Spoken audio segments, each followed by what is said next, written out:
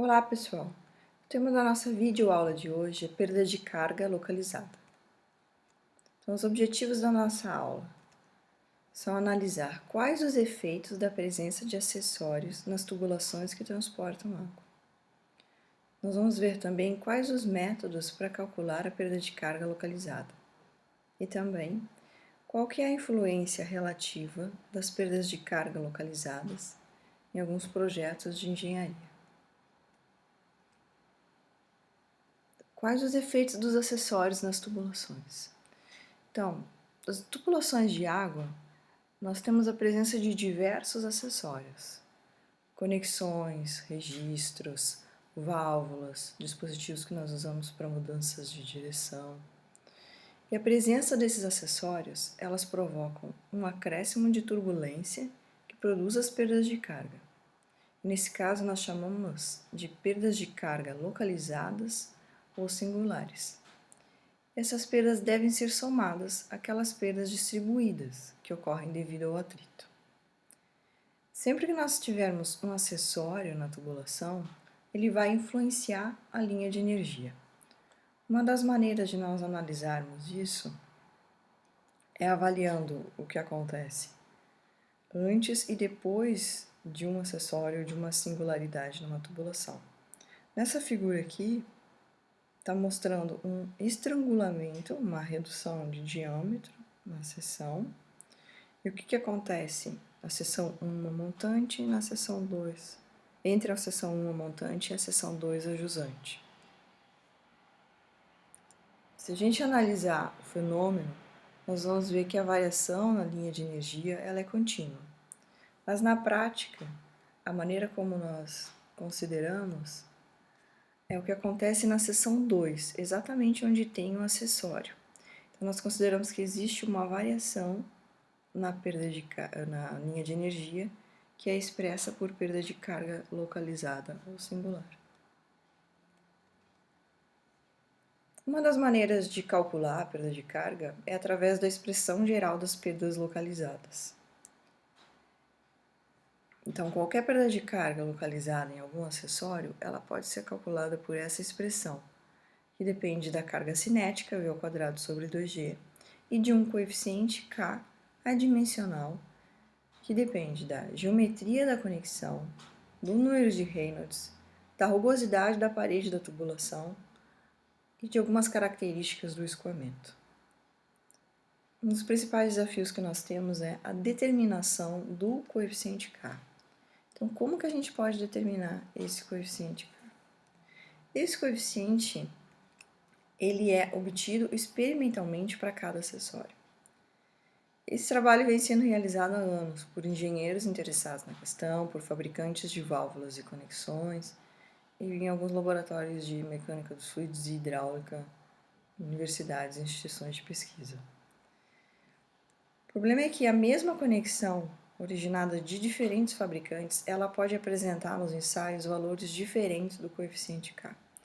Então, muitas vezes nós usamos valores médios recomendados, mas eles são apenas uma referência.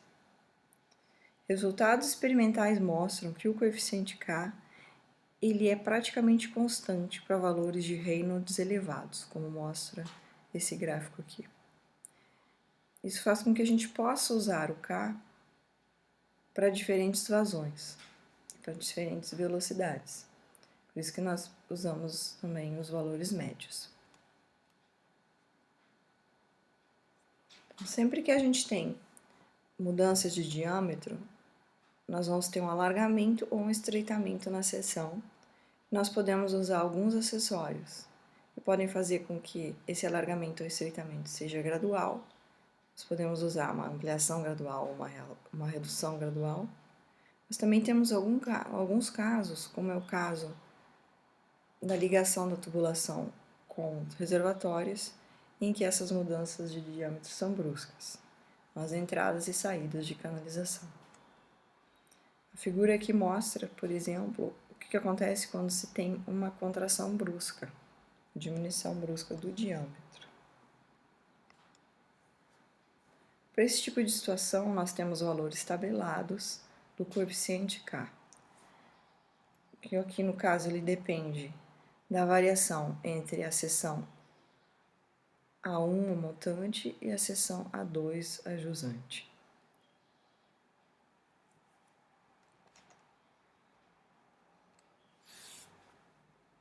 Um outro tipo de conexão que é muito utilizado são os cotovelos e as curvas. Elas produzem perdas de carga localizadas devido à mudança de direção do escoamento.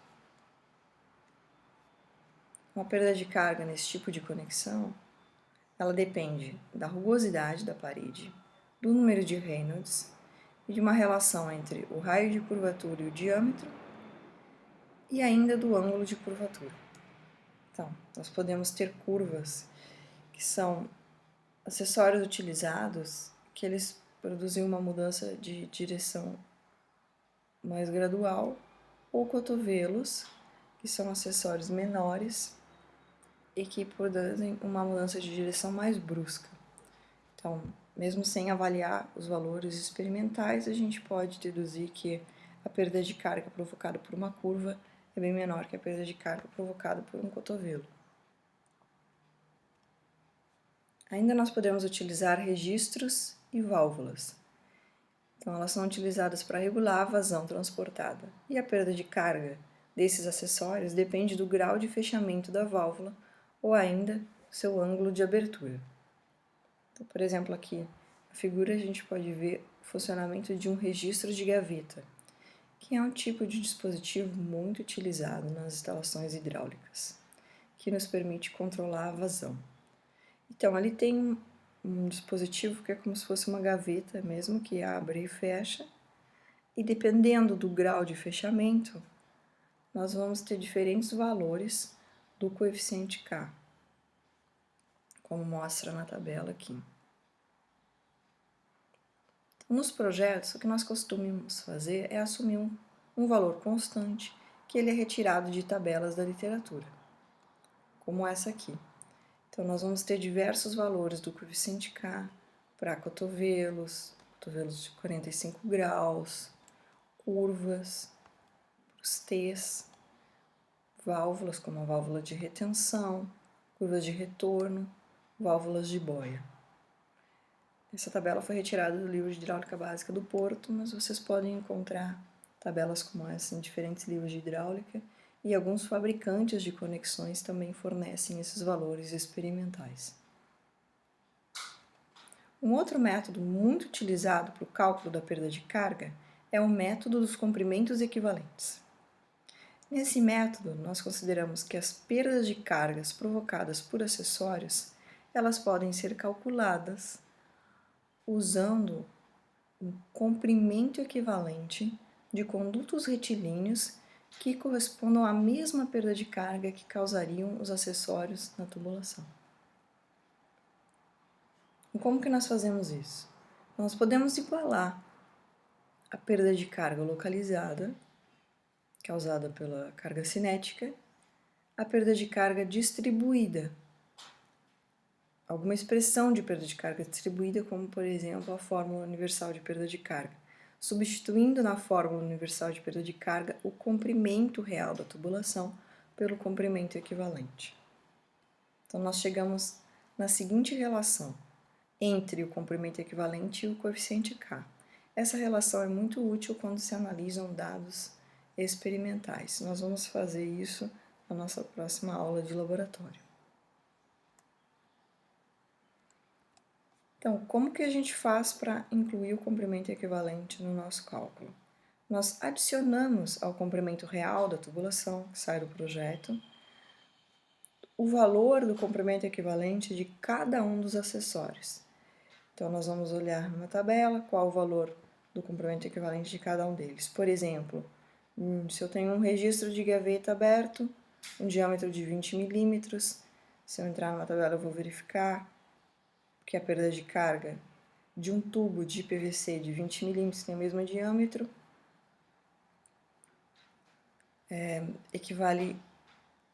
essa perda de carga é de 0,2 metros. Então, um tubo de PVC de diâmetro de 20 milímetros com comprimento de 0,2 metros tem o mesmo valor de perda de carga que um registro de gaveta aberto de 20 milímetros. Nesse caso, eu somaria 0,2 ao comprimento real da tubulação. E a gente faz isso para todos os acessórios. No final, nós vamos ter uma coisa que a gente chama de comprimento virtual, que é o somatório do comprimento real com o comprimento equivalente. Esse método é muito utilizado, por exemplo, nos projetos de instalações prediais.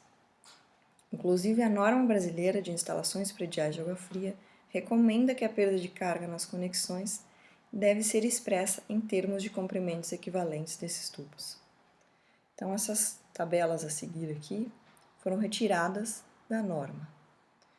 A norma separa, então, em comprimento equivalentes para tubos rugosos, em que se considera todos os tubos metálicos, exceto o cobre, e mostra nessa tabela o comprimento equivalente em metros, que depende do tipo de conexão e do diâmetro nominal.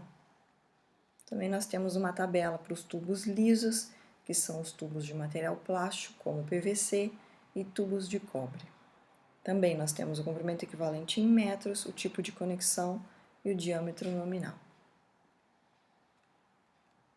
Qual que é a influência dessas perdas localizadas em diferentes projetos de engenharia? Então, os projetos de saneamento, como projetos de adutoras, de redes de distribuição de água e alguns sistemas de recalque, em que nós tivermos tubulações longas e uma presença de um pequeno número de acessórios. Nós podemos desprezar. Então, nesses projetos, em geral, as perdas de cargas elas vão representar menos de 5% das perdas distribuídas. Então, elas podem ser desprezadas. Uma regra básica é quando o comprimento da tubulação for igual ou maior que 1000 vezes o diâmetro, você pode desprezar as perdas localizadas. Agora, se você estiver trabalhando em projetos de instalações hidráulico-prediais, o que nós vamos ter? Nós vamos ter tubulações curtas e uma presença muito grande de acessórios, cotovelos, curvas, registros, conexões, misturadores, válvulas, derivações. Nesse tipo de projeto, as perdas de carga elas são preponderantes e, portanto, elas não podem ser desprezadas. Uma frase aí para inspirar a semana de vocês. O rio atinge seus objetivos porque aprendeu a contornar obstáculos. Que isso sirva de inspiração para que a gente possa contornar os nossos obstáculos diários também. Então, se você quer aprofundar os seus estudos, recomendo a leitura do capítulo 3 do livro de Hidráulica Básica do Porto. Então, bons estudos e até a nossa próxima aula.